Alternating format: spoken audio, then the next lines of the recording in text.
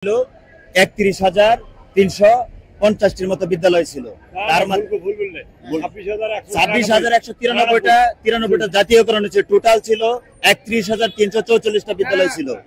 তার থেকে 26,193টি বিদ্যালয় জাতীয়করণ হয়েছে, আর 4,159টি বিদ্যালয় বাতিল করে যায়। এটি হচ্ছে বিভিন্ন আমলাতান্ত্রিক জটিলতার কারণে এই বিদ্যালয়গুলি বাদ পড়ে। এবং বিভিন্ন আমরা 18 সাল থেকে দীর্ঘ এই 25 সাল পর্যন্ত আমরা আন্দোলন সংগ্রাম করে যাচ্ছি। আজও পর্যন্ত এটির কোনো সহারা হয় না। আমরা জানুয়ারির 27 তারিখে আমরা যখন লং মার্চ করি প্রধান উপদেষ্টা কার্যালয়, তখন প্রধান উপদেষ্টা কার্যালয় থেকে আমাদের একটা প্রতিনিধি টিম তাদের কাছে যায়, মানে প্রশাসনিক ভাবে টিমটা ওই প্রধান উপদেষ্টা কার্যালয়ের এখানে নিয়ে যায়। তখন আমাদেরকে রিসিভ করে প্রধান উপদেষ্টার একান্ত সচিব সাব্বির রহমান স্যার। উনি আমাদেরকে বলেন যে আপনাদের বিদ্যালয়গুলো যৌক্তিক দাবি, এই বিদ্যালয়গুলি অবশ্যই নেওয়ার দরকার। তখন তিনি এই কথা বলছে যে আমাদেরকে 7 কর্মদিবস সময় দিতে হবে। আমরা 7 কর্মদিবস যখন সময় দেওয়া হয়, তখন 3 ফেব্রুয়ারি 2025 সাল একটা চিঠি মন্ত্রণালয়ে প্রেরণ করা হয় প্রধান উপদেষ্টা কার্যালয় থেকে। আমাদের প্রধান উপদেষ্টা কার্যালয়ের সচিব ছিল রাশিদুল ইসলাম স্যার, বিদ্যালয় শাখা 10। তখন এটা প্রাথমিক গণশিক্ষা মন্ত্রণালয়ে পাঠানো হয়। ওখান থেকে আজও পর্যন্ত আমরা সেই সহায়তা পাচ্ছি না। সেই কারণে আমরা আগামীকাল মানে রবিবার থেকে আজকে সোমবার পর্যন্ত আমরা এখানে অবস্থান কর্মসূচি করতেছি। আজকের ভিতরে বা আগামীকালকের ভিতরে যদি কোনো সিদ্ধান্ত না আসে, আমরা আগামীকালকে লং মার্চ করে আমরা সচিবালয়ের 2য় গেটে যে আমরা অবস্থান করব। সমগ্র বাংলাদেশ থেকে আমাদের যে শিক্ষকবৃন্দ রয়েছেন তারা এসেছেন আজকে আমাদের এই প্রেস ক্লাবের সামনে। আমাদের একটাই দাবি, সেটি হচ্ছে আমাদের যে বেসরকারি প্রাথমিক বিদ্যালয়গুলো রয়েছে সেগুলো অতি বিলম্বে সেগুলো জাতীয়করণের আওতায় এনে আমাদেরকে জাতীয়করণ প্রদান করা হোক। তারা বলেছিল এগুলো যৌক্তিক এবং এগুলো আপনার শিক্ষা অফিসারদের মাধ্যমে এগুলো যাচাই বাছাইকৃত আমাদের স্কুলগুলো, এবং এই স্কুলগুলো যোগ্যতা সম্পন্ন প্রত্যেকটি। একটা কারণ ছিল আমাদের স্কুলগুলো বিশেষ করে জামাত বিএমপি করে বাতিল করা হয়েছিল না, সেটাও ছিল না। মূলত কিছু আপনারা জানেন আমাদের বাংলাদেশের যারা আমরা বাংলাদেশি আছি, কাউকে না কাউকে তো সাপোর্ট করি, আওয়ামী লীগ হোক বিএমপি হোক যাইকে। এগুলো বিভিন্ন জটিলতার কারণে তারা বিভিন্ন মানে একটা অজুহাত বাইর করে জামাত বিএমপি করে এগুলোকে ছাঁটাই করে দিয়েছে। শিক্ষক সমাজ আমাদের কোন স্কুল 1999 সালে প্রতিষ্ঠিত, কোন স্কুল 2000 সালে প্রতিষ্ঠিত, 2000 সালে আজ অবধি আমাদের স্কুলগুলো সরকারি নিয়ম কারণে আমরা চালাচ্ছি। বাচ্চাদের পাঠদান দিচ্ছি, আমাদের বাচ্চারা সমাপনী পরীক্ষা দিচ্ছে, কিন্তু আমরা আজ অবধি জাতীয়করণের আওতায় যাই নাই। এটা আমাদের গত যে আওয়ামী লীগ সরকার ছিল, ওরা আমাদের বৈষম্য করে আমাদেরকে পিছনে ফেলে দিয়েছে। আমাদের বাচ্চারা পরনে কাপড় নাই, আমাদের বাচ্চারা ভালো মতো দুটো ডাল ভাত খেতে পারছে না। আমরা খুবই সকল সুযোগ সুবিধা থেকে বঞ্চিত। আমাদের ছেলে মেয়েগুলো ভালো বিদ্যালয়ে পড়াইতে পারছি না, ভালো ঢাকায় পড়াইতে পারছি না, ভালো কোনো ইসে পড়াইতে পারছি না। আমরা সব দিক দিয়ে অবহেলিত এবং আমাদের খুবই করুণ ভাবে দিনপাত চালাচ্ছি। এই জন্য আমাদের চাওয়া পাওয়া হলো এই সরকার, অন্তর্বর্তীকালীন সরকার আমাদের এই অনতিবিলম্বে আমাদের স্কুলগুলো জাতীয়করণ করে আমাদের রুটির ব্যবস্থা যদি করেন, এই আশা ব্যক্ত করে আমি শেষ করছি। আল্লাহ হাফেজ। আমি কুষ্টিয়া জেলা থেকে আসছি। আমাদের দাবি, আমরা বেসরকারি প্রাথমিক বিদ্যালয়গুলো জাতীয়করণ করার দাবি নিয়ে আসছি। আমরা বিগত প্রায় 15 বছর ধরে স্কুলে আছি। আমাদের কোনো বেতন ভাতা নাই, আমাদের ছাত্রছাত্রীদের কোনো প্রবৃত্তি নাই। আমরা মানে কি বলবো, অসহায়। আমাদের দিন যে কিভাবে কাটছে, কিভাবে যে আমরা একজন শিক্ষক হয়ে না পারি কারোর কাছে বলতে, না পারছি কারোর কাছে কিছু চাইতে, না পারছি আমাদের কষ্টের কথা জানাতে। তাই আমরা অন্তর্বর্তীকালীন সরকারের কাছে দাবি নিয়ে আসছি, আমাদের এই স্কুলগুলো জাতীয়করণ করে আমাদের অতি দ্রুত ঘরে ফিরে যাওয়ার সুযোগ করে যেন দেয়। আমরা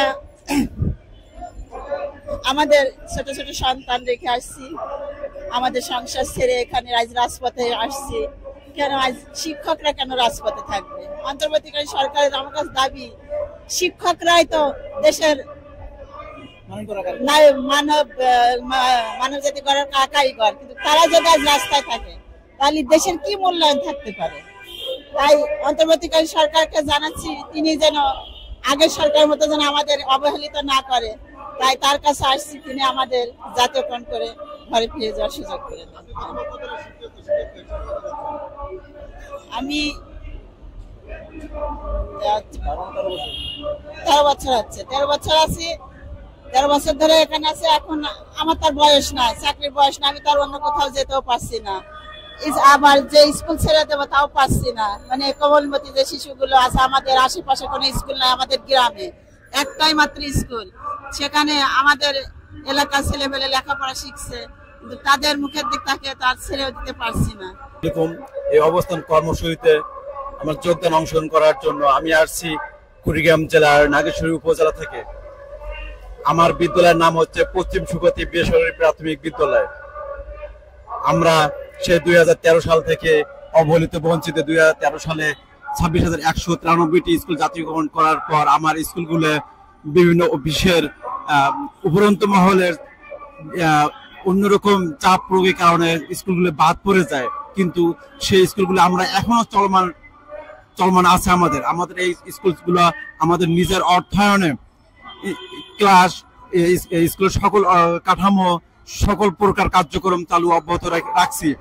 কিন্তু এখন আমাদের দাবি একটাই, সেটা হচ্ছে আমাদের সবকিছু সরকারি ম্যানুয়ালে চলে, কিন্তু আমরা সরকারি কোনো বেতন ভাতা সুবিধা কোনো কিছুই পাচ্ছি না। সকল সুবিধা থেকে আমার টিচাররা বঞ্চিত, আমাদের স্টুডেন্টরা বঞ্চিত। যেমন স্টুডেন্টরা কোনো সুযোগ সুবিধা পাচ্ছে না, কোনো আপনার ইয়ে পাচ্ছে না, উপবৃত্তি পাচ্ছে না, কোনো প্রকার বিস্কিট আদি কিচ্ছু পাচ্ছে না। সকল হ্যাঁ সেগুলো সরকার থেকে বইগুলো আমরা পাচ্ছি। আমরা এগুলা যেহেতু আমাদের স্কুল চলমান, আমার স্কুলে ছাত্রছাত্রীর সংখ্যা হচ্ছে 193 জন। এই স্কুলগুলো চলমান রেখেছি, বইগুলো আমরা উত্তোলন করি, প্রতি বছরে বইগুলো আমরা বিতরণ করি। কিন্তু আমাদের এখন অন্তর্বর্তীকালে সরকারের কাছে আমাদের একটাই দাবি, উনিও শিক্ষা অনুরাগী, উনিও নোবেল পুরস্কার প্রাপ্ত একজন, উনি চায় দেশের উন্নয়ন।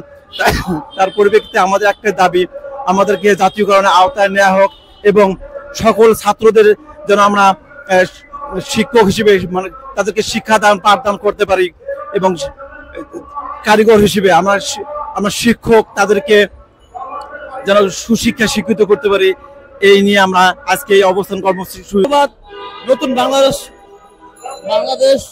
চ্যানেলকে আমাকে প্রশ্ন করার সুযোগ দেওয়ার জন্য, প্রশ্ন করে উত্তর দেওয়ার জন্য আমি মোহাম্মদ আব্দুল্লাহ মামুন, আমি আসছি বরিশাল বিভাগের ভোলা জেলা থেকে। আপনি প্রশ্ন করেছিলেন যে আমরা কি জন্য আসছি। আমরা আসছি যে বর্তমান চলমান যোগ্য 4,159টি বেসরকারি প্রাথমিক বিদ্যালয় চলমান আছে, কিন্তু এগুলা সরকারের কোনো নিয়ম নীতিতে নাই।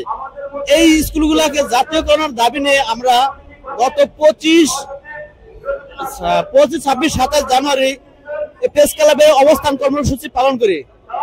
তখন আমাদেরকে প্রশাসনিক পক্ষ থেকে আমাদেরকে বর্তমান প্রধান উপদেষ্টা সাবির রহমান, প্রধান উপদেষ্টার একান্ত সচিব জনাব মোহাম্মদ সাবির রহমানের সাথে সাক্ষাৎ করার জন্য সুযোগ করে দেয়।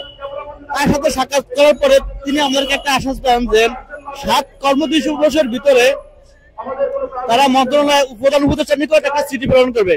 তারা ঠিকই আমাদের কথা রেখেছে এবং 7 কর্মদিবসের ভিতরেই প্রধান উপদেষ্টার নিকট একটা চিঠি প্রেরণ করেন 4,159 বাদপড়া মানে বঞ্চিত বেসরকারি প্রাথমিক বিদ্যালয় জাতীয়করণের জন্য।